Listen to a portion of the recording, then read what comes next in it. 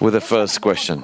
There's a lot of power here in the hands of the women, the queen in that case. Usually the king runs the show, and here we have a queen who's the one running the show. She's being replaced. There's a lot of issue around the queen. And what is the force of the queen? What is the role of the queen?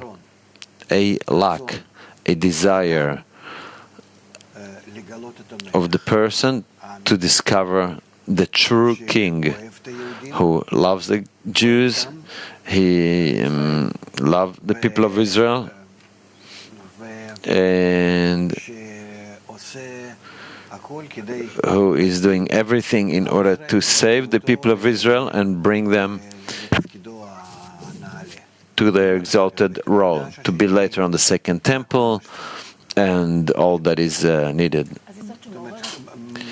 Meaning all the ladies here and in general in the Torah, as told about ladies, all of them are parts of the general Malchut, meaning what? A desire. Man's lack, a person's lack, how does he relate to the king, to the creator? So there is a reference, a good reference, and not so good and not so good reference or attitude. Also, the king is being once when he's not concealed, is just called the king, and when he is concealed, it's called the Hashverosh. And also Haman. We have to understand that it is the opposite to Mordechai. That is also the qualities within man. In general, all this theater is being occurring within the person, or within the world. It's man is a little world, and accordingly we need to understand the scroll. What does it mean within the person? Within the person, there's all the world, all the forces, all that we can imagine that exist on the outside, exist in each and every one of us. Had it not been in us too, we wouldn't have identified as existing on the outside. So there's the force of Haman, the bad force, the force of Mordechai. So gradually go force by force and understand what forces are within.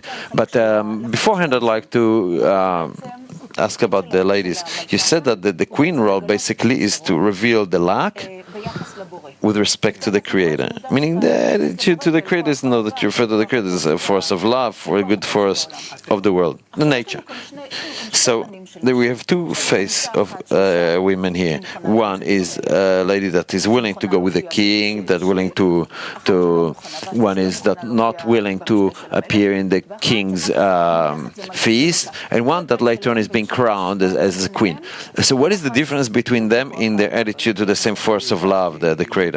Vashti is an egoistic queen that think of herself, and Esther think through the unity, as she says to Mordechai, go and gather all the Jews together, and then when we have a general lack from them, I'll be able to come to the king, and or a common lack, I'll be able to go to the king and ask of him to save us from the hands of Haman.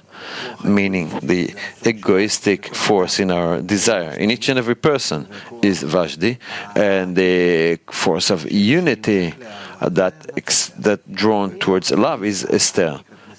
And this force is concealed, hence it is called Queen Esther. The Esther is from the word nistar, concealed. She's also being revealed gradually in this story. And we need to reveal that force. Why? Because it's not in us in a revealed manner. We are all egoists. We all care only for himself. And in order to reveal the concealment, we have to work hard.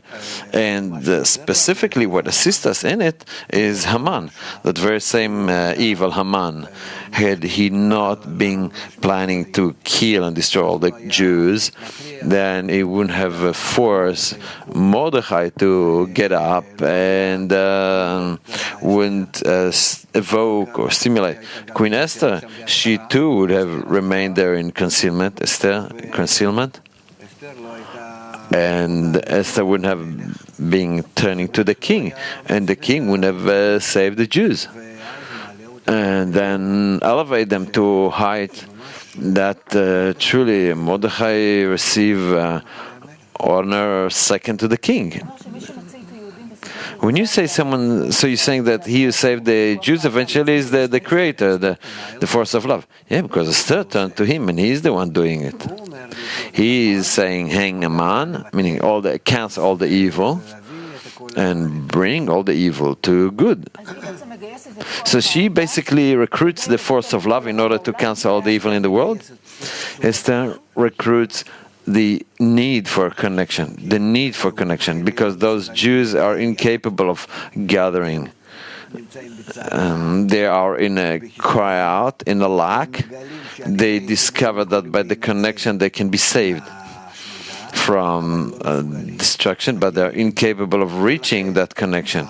Hence, the danger of extinction approaches them. However, once they get then to that very lack, with despair beyond any measure, so take that when they are uniting out of desperation, out of fear, they're uniting out of necessity, and then that plea through Esther rises to the Creator, and that's sufficient. We need nothing more than that, as then from the Creator come to them the correction that they are capable of connecting, and then within their connection they are attaining the next degree of their development as they turn into the people of Israel.